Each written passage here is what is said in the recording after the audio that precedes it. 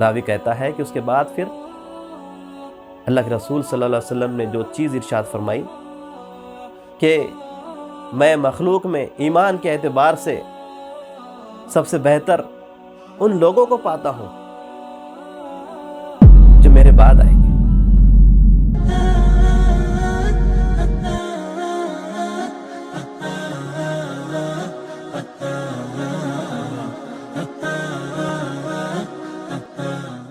رسول الکریم اما بعد فاعوذ باللہ من الشیطان الرجیم بسم اللہ الرحمن الرحیم قال اللہ تبارک و تعالیٰ فی القرآن المجید والفرقان الحمید قل ان کنتم تحبون اللہ فاتبعونی یحببکم اللہ ویغفر لکم ذنوبکم واللہ غفور رحیم صدق اللہ العلی العظیم قال رسول اللہ صلی اللہ علیہ وسلم لا یؤمن ابدا حتی اکون احب الیہ من اہلہ ومالہ والناس اجمعین او کما قال الصلاۃ والسلام رواہ مسلم۔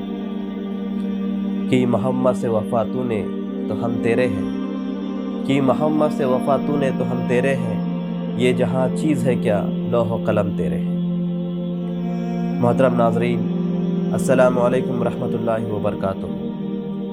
اللہ کے رسول صلی اللہ علیہ وسلم کی ذات ہمارے لیے سب کچھ ہے، آپ سے محبت ہمارے ایمان کا تقاضا ہے۔ آپ صلی اللہ علیہ وسلم سے اگر محبت میں کمی واقع ہو جائے تو ہمارے ایمان کے اوپر سوال نشان کھڑے ہو جاتا ہے۔ اس لیے خاص طور سے اللہ کے رسول صلی اللہ علیہ وسلم نے بات ارشاد فرمائی کہ تم میں سے کوئی مومن نہیں ہو سکتا جب تک کہ میں اسے اس کے مال سے، اس کے اہل و عیال سے اور سارے لوگوں سے زیادہ عزیز نہ ہو جاؤں،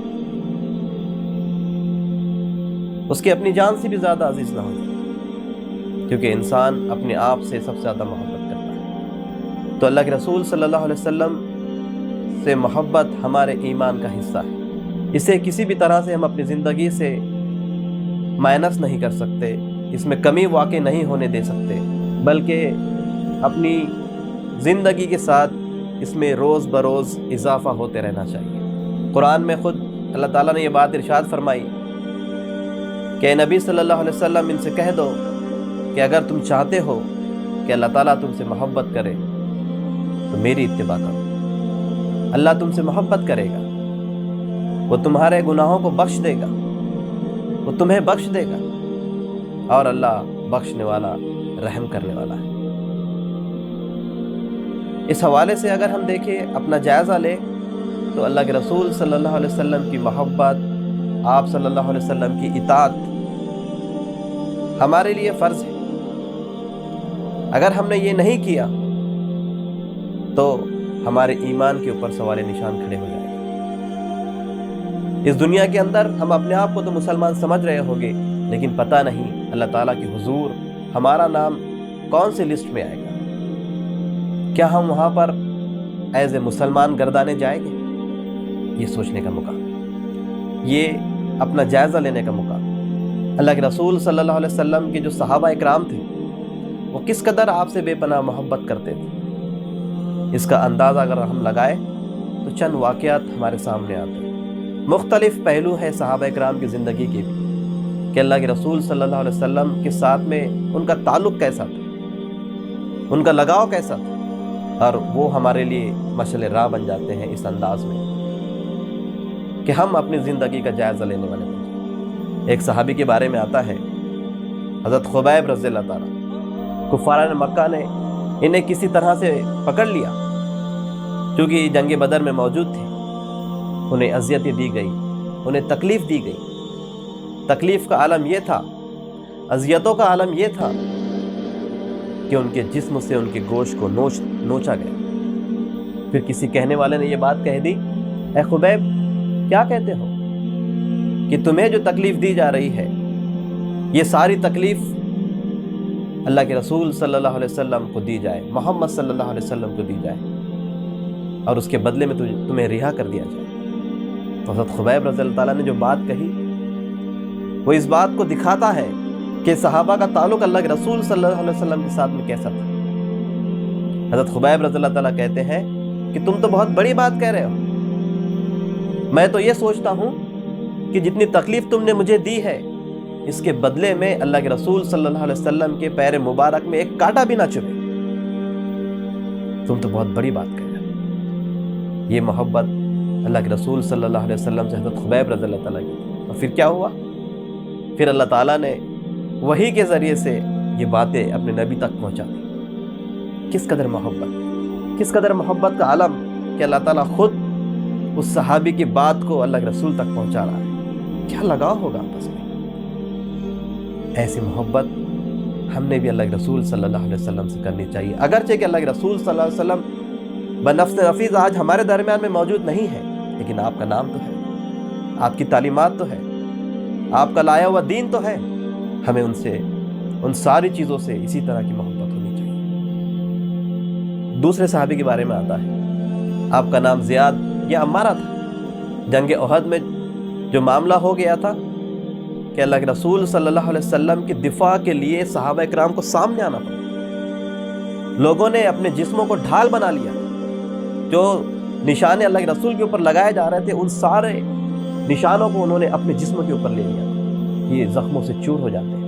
اللہ کے رسول کہتے ہیں کہ لاؤ انہیں میرے پاس لے آؤ، انہیں اپنے پیروں کا سہارا دیتے ہیں کہ ٹیک لگا کے بیٹھ جاؤ، ٹیکا لے لو، سہارا لے لو۔ اللہ کے رسول صلی اللہ علیہ وسلم کے پیر مبارک کا وہ سہارا لیتے ہیں اور آپ کے قدموں میں اپنی جان نچھاور کر دیتے ہیں۔ یہ خوش نصیبی نہیں تو کیا ہے کہ اپنی مٹی لگی ٹھکانے، وہ سر جو تھا بار دو شامل کسی کے قدموں پہ وار ہے، کسی کے قدموں پہ وار ہے۔ کس قدر اطمینان کے ساتھ میں ان کی روح قبض ہوئی ہوئی۔ اس طرح سے صحابہ اکرام نے اللہ کے رسول صلی اللہ علیہ وسلم سے محبت کی۔ اور صرف ایسا ہی نہیں ہے، بلکہ ایک اور واقعہ ہے جس کے ذریعے سے صحابہ اکرام کی سوچ سمجھ میں آتی ہے کہ وہ کس انداز میں سوچتے تھے، وہ کس مقام پر جا کے سوچتے تھے۔ طبرانی نے اسے نقل کیا ہے اس واقعے کو۔ حضرت عائشہ رضی اللہ تعالیٰ بیان کرتی ہے کہ ایک صحابی اللہ کے رسول کے پاس آئے، آپ سے کہتے ہیں کہ یا رسول اللہ میں آپ سے بہت محبت کرتا ہوں، اپنی جان سے بھی زیادہ محبت کرتا ہوں، گھر میں ہوتا ہوں تو آپ کا خیال آتا ہے، تو جب تک آپ کا دیدار نہیں کر لیتا سکون نہیں ملتا، دل بے چین سا رہتا ہے، اور جب مجھے اپنی موت کا خیال آتا ہے تو گھبراہٹ سی ہوتی ہے، پریشان ہو جاتا ہوں، بے چین ہو جاتا ہوں، پتہ نہیں میں جنت میں جاؤں گا یا نہیں جاؤں گا، اور اگر جنت میں چلا گیا اور مجھے چھوٹی موٹی اگر جنت مل گئی تو کیا میں آپ کو دیکھ پاؤں گا کہ نہیں دیکھ پاؤں گا؟ آپ تو انبیاء کے درمیان میں ہو گے، آپ اعلیٰ جنتوں کی نعمتوں میں ہو گے، کیا پتا میں آپ کو دیکھ پاؤں؟ اللہ کے رسول نے کوئی جواب نہیں دیا، آپ خاموش تھے۔ اللہ تعالیٰ نے وحی نازل کی کہ اے نبی صلی اللہ علیہ وسلم، وہ لوگ جو تم پر ایمان لائے، وہ جنہوں نے تمہاری اتباع، تمہاری اطاعت، تمہاری پیروی کی، تمہارے لیے اپنا سب کچھ نچھاور کر دیا، وہ لوگ کل جنت میں تمہارے ساتھ ہوں گے۔ کتنی بڑی خوشخبری تھی اس صحابی کے لیے، ان کی خوشی کی انتہا نہیں رہی، اور تمام صحابہ اس بات کے اوپر خوش ہو گئے کہ کل آخرت میں ہم اللہ کے رسول کے ساتھ میں ہوں گے، کیونکہ تمام صحابہ ہی آپ سے محبت کرتے ہیں۔ کتنی خوشخبری والی بات ہے۔ آج کے اس دور میں ایمان پہ باقی رہنا، اپنے ایمان سے چمٹے رہنا، اپنے ایمان کی حفاظت کرنا، اپنے ایمان کا سودا نہ کرنا، اپنے ایمان کے لیے ہر نقصان برداشت کرنے کے لیے تیار ہو جانا، یہ بھی کوئی کم چیز نہیں ہے، بہت بڑی چیز ہے۔ ہمیں اپنے ایمان کا اندازہ نہیں ہے۔ آخر میں ایک حدیث میں آپ کے سامنے رکھوں گا، اس سے آپ کو اندازہ ہو جائے گا کہ آج کے اس دور کے اندر ہمارے ایمان کی کیا اہمیت ہے۔ پھر اس کے ساتھ مستقبل قریب میں غازی علم الدین شہید کے ساتھ میں جو کچھ معاملہ، نام تو سنا ہی ہوگا، ہو سکتا ہے بہت سارے لوگ نہیں جانتے، ناموں سے رسالت کے اوپر جو کچھ انہوں نے کیا، اس کام کو انجام دینے کی وجہ سے انہیں پھانسی کی سزا سنائی گئی۔ اور جب کوئی اپنے نبی سے اس قدر بے پناہ محبت کرتا ہے تو اللہ تعالیٰ بھی پھر اس کا چرچے کو عام کر دیتا ہے، کیونکہ اللہ تعالیٰ اپنے نبی سے بہت محبت کرتا ہے۔ اور جو اس کے نبی سے محبت کرے گا اللہ تعالیٰ اس سے محبت کرے گا۔ ہم دیکھتے ہیں کہ غازی علم الدین شہید کی قبر کھودی جا رہی ہے، اور اس وقت کے جو بڑے بڑے لوگ تھے ان کے تاثرات کیا ہے آپ دیکھ لیجیے، کیا شان ہے غازی علم الدین کی۔ علامہ اقبال قبر کے دہانے پر بیٹھے ہوئے ہیں، انہوں نے بڑا پیارا شعر کہا، تخادہ منڈا بازی لے گیا اسی گلہ کرتے رہ گئے۔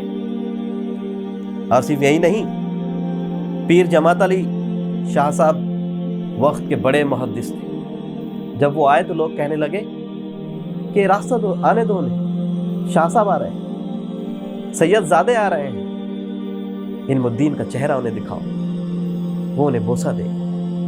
سید زادے صاحب نے کیا کہا کہ نہیں نہیں، مجھے ان کا چہرہ مت دکھاؤ، میں ان سے نظریں نہیں ملا پاؤں، سید زادے ہونے کے نتیجے میں یہ کام تو مجھے کرنا چاہیے، لیکن یہ کام اس نوجوان نے انجام دیا، میں کیسے آنکھیں ملاؤں ان سے؟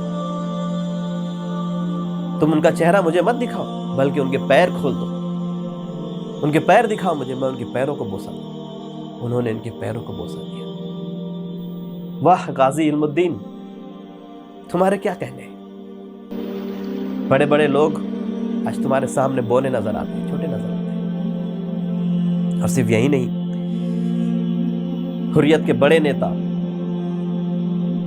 مولانا ظفر علی صاحب، انہوں نے جو شعر کہا، وہ شعر بھی آج ہمارے ایمان کی اہمیت ہمیں بتاتا ہے،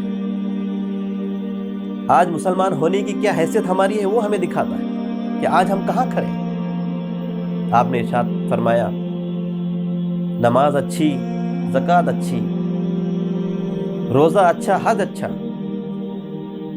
مگر میں باوجود اس کے مسلمان ہو نہیں سکتا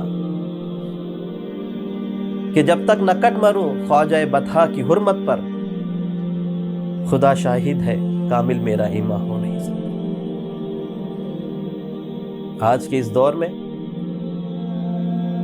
ہم عبادات کے سلسلے میں فکر مند رہتے ہیں، لیکن کیا کبھی اس محبت کے جذبے کی ہم نے جانچ کی ہے کہ اللہ کے رسول صلی اللہ علیہ وسلم سے ہم اس قدر محبت کرتے ہیں کہ آپ کی اطاعت اور فرمانبرداری میں ہم آگے بڑھنے کی کوشش کرتے ہیں؟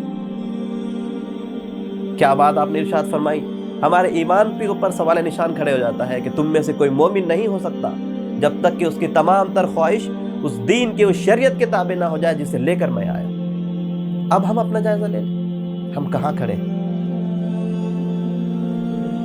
کتنا دین کو ہم فالو کرتے ہیں، کتنا اللہ کے رسول صلی اللہ علیہ وسلم کی ذات سے ہمیں محبت ہے۔ اور پھر آج کی اس دور میں اس ایمان کی بہت اہمیت ہے، ہم کم تر نہ سمجھیں اپنے آپ کو۔ حالات حاضرہ میں جو کچھ چل رہا ہے، ہم سے ہمارا ایمان چھیننے کی کوشش ہو رہی ہے، ہمیں اپنی تعلیمات سے، اپنی شریعت سے پھیر دینے کی کوششیں ہو رہی ہیں۔ لیکن اگر ہم نے ثابت قدمی دکھائی، اپنے موقف پر ہم ڈٹے رہے، تو پھر لا تحزن ان اللہ معنا، گھبرانے کی ضرورت نہیں، پریشان ہونے کی ضرورت نہیں، ہمت پست کرنے کی ضرورت نہیں، اللہ ہمارے ساتھ ہے۔ اور جب عرش والا ہمارے ساتھ ہو جائے تو پھر فرش والوں کی کیا ہوگا؟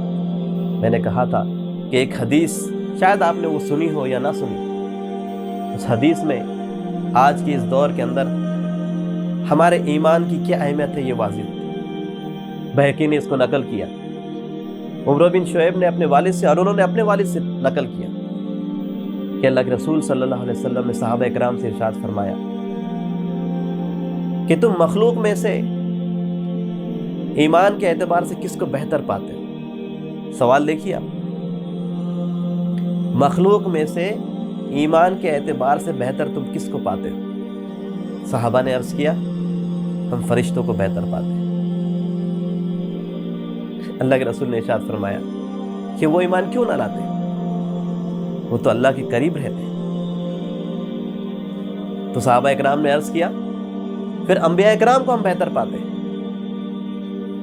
اللہ کے رسول نے کیا جواب دیا کہ انبیاء ایمان کیوں نہ لاتے؟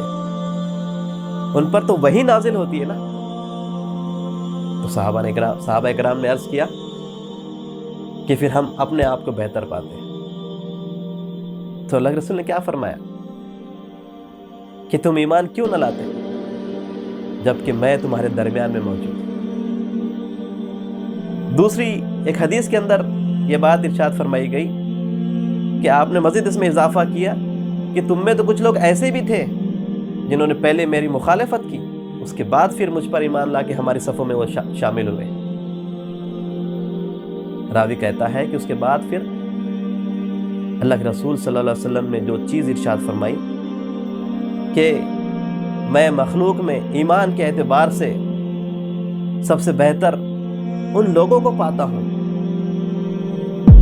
جو میرے بعد آئے گے، میں ان کے درمیان میں موجود نہیں ہوگا، ان کے پاس صرف مصحف ہوگا، اس میں احکامات ہوں گے اور وہ اس کے اوپر عمل کرے گی، وہ اس پر ایمان لائے گی، وہ میری اطاعت اور فرما برداری کرے گی۔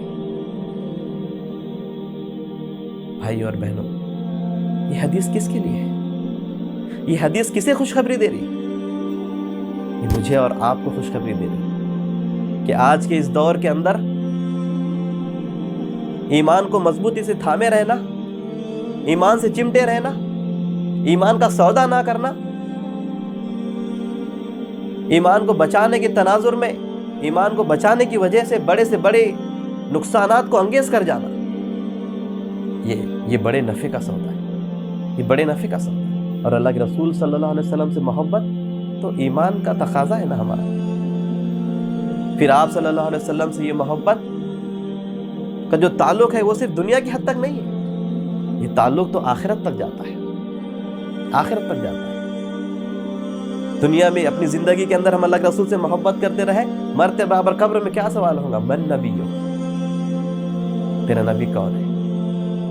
کیا جواب ہوگا ہمارا؟ کیا کہیں گے ہم اگر اپنی زندگی میں ہم نے اللہ کے رسول صلی اللہ علیہ وسلم سے محبت کی، آپ صلی اللہ علیہ وسلم کی تعلیمات کو ترجیح دی، انہیں اہمیت دی، ان کے مطابق اپنی زندگی کے معاملات کو سیٹ کیا؟ ہم کہیں گے ہاں، حضرت محمد مصطفیٰ صلی اللہ علیہ وسلم میرے نبی ہیں۔ لیکن اگر ایسا معاملہ نہیں رہا، ہم نے اپنی خواہشات، ہم کیا چاہتے ہیں، ہماری سوچ ہی ہے، اگر ہم نے اس کو ترجیح دی تو پھر کیا بنے؟ اور اگر ہم اللہ تعالیٰ کی اطاعت فرما برداری کرتے ہوئے اس دنیا سے رخصت ہو جائیں اور اللہ تعالیٰ ہمیں جنت کا پروانہ دے دے، تو پھر جنت میں کس کے ساتھ ہوں گے؟ کس کی رفاقت ہوگی؟ اللہ کے رسول صلی اللہ علیہ وسلم کی رفاقت، حضرت محمد عربی صلی اللہ علیہ وسلم کی رفاقت، اور اس سے بہترین رفاقت اور کس کی ہو سکتی ہے؟ اس سے بڑی خوش قسمتی اور کیا ہو سکتی ہے؟ تو آج کی اس دور میں اپنے ایمان کی حفاظت کرنا، چاہے دنیا اس کے خلاف ہو جائے، لیکن ہمیں ہمت نہیں ہارنی ہے، ہمیں مایوس نہیں ہونا ہے، صبر کے ساتھ، ثابت قدمی کے ساتھ ہمیں اپنے دین سے چمٹے رہنا ہے، اپنے ایمان سے چمٹے رہنا ہے، اپنی شریعت سے چمٹے رہنا ہے۔ اے نام محمد صلی اللہ علیہ وسلم، ماہر کے لیے تو سب کچھ ہے، ہونٹوں پہ تبسم بھی آیا، آنکھوں میں بھی آنسو بھر آئے۔ صلی اللہ تعالی علی خیر خلقہ محمد وعلی آلہ وصحبہ اجمعین برحمتک یا ارحم الراحمین۔